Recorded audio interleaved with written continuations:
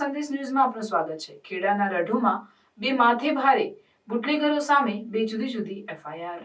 બુટલેગરો પોલીસને પણ ન ગાંઠ્યા અને રેડ દરમિયાન અનેક દારૂની બોટલ બુટલેગરો ખેંચતાણ કરી। દારૂની બોટલ ઝૂંટવી લીધી અને પોલીસની સામે આ બોટલ તોડી નાખી પોલીસ સાથે ગાળાગાળી કરી મામલો ગરમ કરતા પોલીસ બે બુટલેગરો વિરુદ્ધ બે જુદી જુદી ફરિયાદ ખેડા ટાઉન પોલીસ મથકે નોંધાવી। બે ઇસમો રંજીત ઉર્ફે ભૂરો સોલંકી અને રાજેશ ઉર્ફે રાજુ સોલંકી ને સાથે રાખી તપાસ કરતા બિયરની 3 નંગ બોટલ મળી આવી। પોલીસને સામે દારૂની બોટલ નીચે જમીન પર પછાડી તોડી દીધી।